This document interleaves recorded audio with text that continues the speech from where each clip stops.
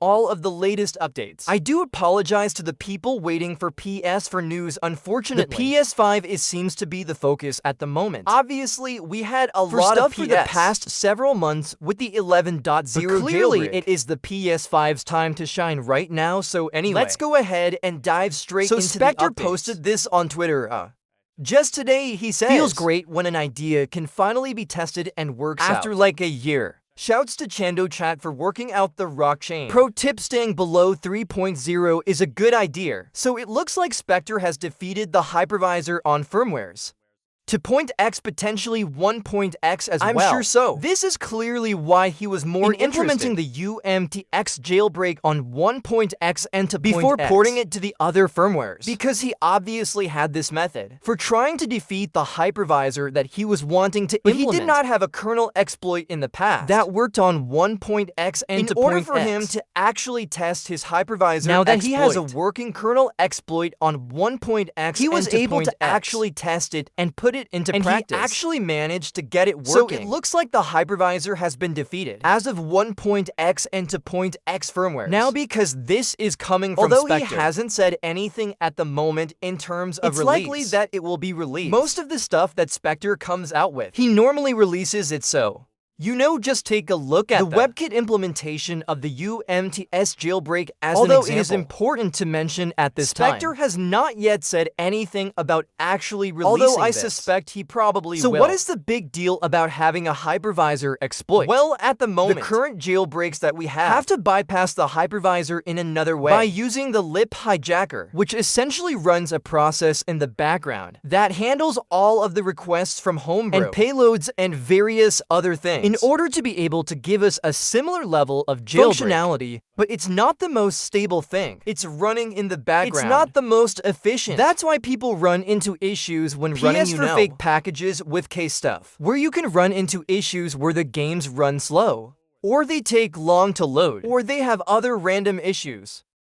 And then, of course, you've got things like ETA, which has multiple background processes that are all running at once, which can slow things down and cause issues. So it's not the best solution. But it's all that we had up until now. A hypervisor will allow us to essentially do kernel patches directly, so that we will no longer need to rely on this background process, like the lib hijacker, in order to do stuff. We can now just do things with kernel patches the same way we would on the PS4 theoretically. Not only that, it could also the ability to do things that we've not been able to do on jailbroken PS5s thus far, like potentially running a Linux distro on the PS5, which would be really cool to see. And then on top of that, it also makes it easier for debugging and testing on the PS5.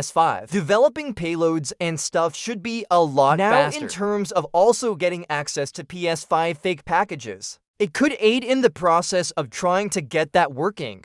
Now, it's not going to be a simple case of just having a hypervisor. Means that we can automatically get PS5 fake packages. Zico gave a little bit more clarity. He says some heads up about PS5 package installation and hypervisor being defeated. Defeating the hypervisor won't automatically make you able to install 5 packages, even if you have access to kernel.txt to read and write. You can, however, use the added power to try and defeat the A53IO coprocessor that separately handles the PS5 packages, but nobody has tried that yet. So having a hypervisor exploit could at least help towards getting PS5 fake packages going in the future. So that is another good development. Now, it is only for 1.x because the way that the hypervisor was implemented was changed as of 3.x firmwares. So Specter's hypervisor exploit here is only valid for 1.x and to .x firmware. It has been patched on firmware higher. So it turns out that Specter is not the only one to have exploit. A hypervisor. There's also Flats,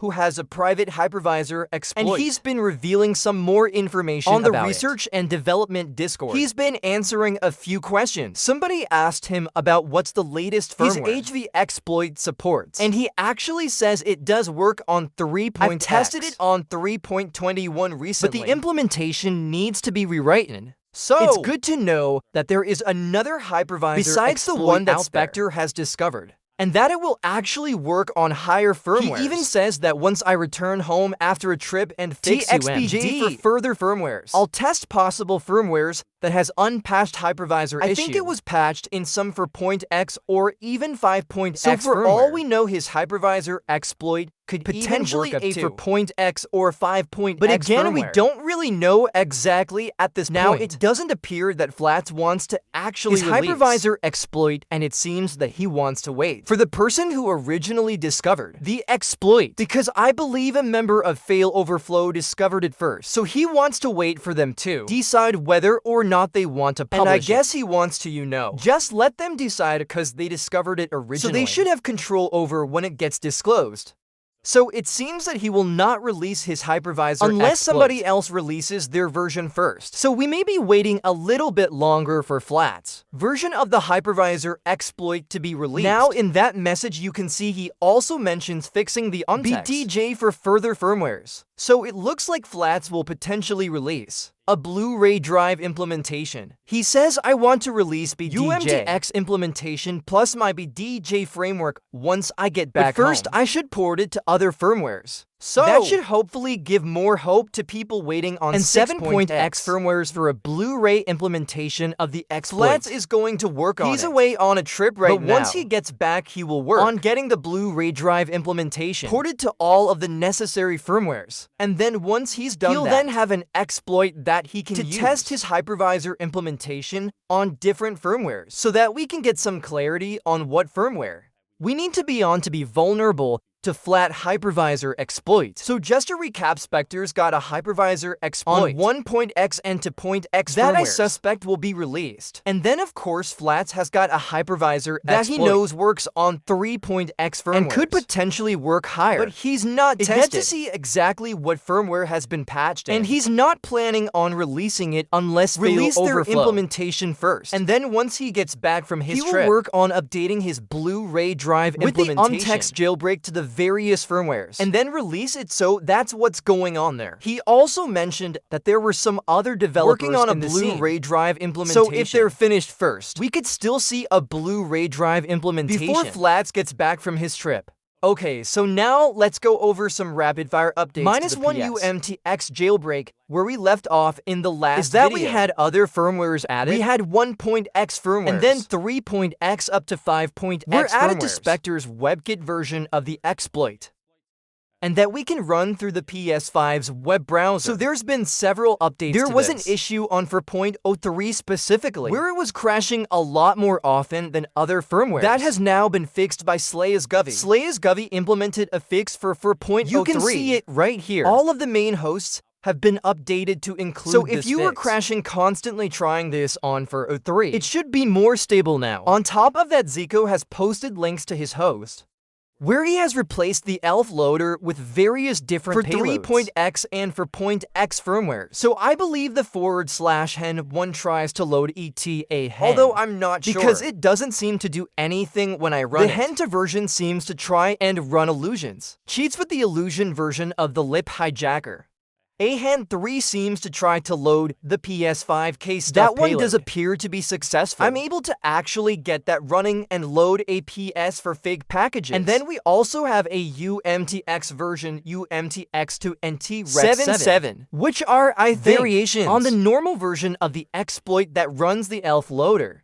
So you've got those different versions that you can run on 3.x and to test the exploit. Then in my last video, I talked about the dulcim tricks being patched in 5.x firmwares, making payload accessibility more difficult on those firmwares. Luckily, that has mostly been resolved already. So John Thornblum has released a version of the payload SDK that adds support for 5.x firmwares, so that you can now build payloads for 5.x. He also released some pre-compiled that can run right now on a 5.x firmware, like the FTP server, the kernel log server, the shell server, and the web server payloads, which can allow you to use the homebrew launcher or homebrew loader. And from John Thornblum, he's also updated that to support 5x firmwares, which means you can run things like Devolution X Nukem 3D and the Mednifin emulator and Lake SNES, and you can run those things on 5.x firmware firmwares now using the homebrew launcher. That is all up and running already on 5.x firmwares, so pretty exciting stuff there. And then we also have some updates to the porting script to get the 5K stuff payload working, which is the payload that is used to run and install PS for fake packages on the PS5,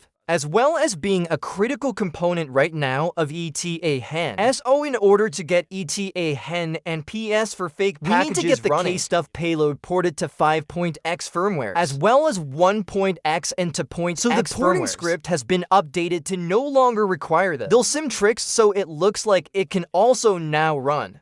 And that can be used to grab all of the necessary offsets that are needed to port the K-Stuff payload over to any firmware that's currently not supported. So that should be happening pretty soon as well. We should get PS5 K-Stuff hopefully working on 5.x and 1.x and then also potentially ETA hen sometime later so that we can also run things like the homebrew store, flow, and PS5 Explorer. So yeah, a lot of stuff happening right now. So there are a few issues that we're waiting for right now. Things need to be streamlined. Idle Sauce is working on an updated version of his host, which is the main host that everybody else copies. So once that comes out, it should be more streamlined, where we'll be able to load the payloads as an option in the web browser instead of having to send them over netcast. So that should streamline things, make things more user-friendly, and then we on top install of that, package files properly with the UMTX right now. Jailbreak. Not entirely sure why that's the case. Typically, that was fixed in the older Jailbreak by setting the target ID to a devgit target ID, but looking at the source code of the exploit, it looks like it is trying to set the devgit target ID in the UMTX jailbreak, and yet for some reason, files still cannot be installed. I think if you run the stuff payload on 3.x and for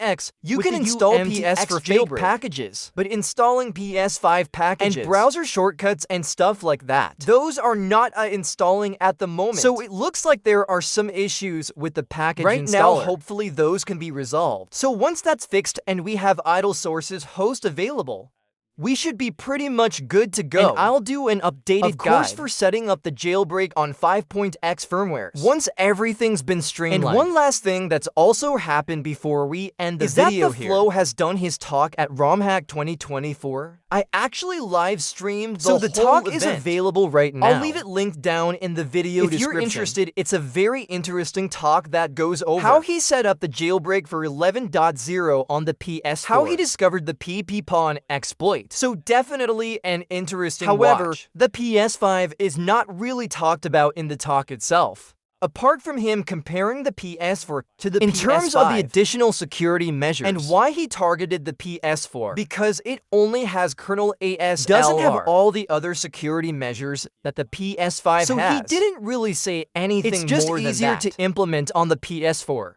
because it has less security measures. So not really saying if it's possible or not to try and implement. Sounds like it might be, but it's just very difficult because of all of those additional security measures, which we already knew beforehand anyway. So nothing really revealing about the PS5 in this unfortunately, but if you're interested in PS for exploitation, it's definitely an interesting watch. I'll leave it down in the video description. So this is a big update, a lot of stuff happening, and I'm sure I'll have more coming very soon. So hope you guys enjoyed this video or found the information useful.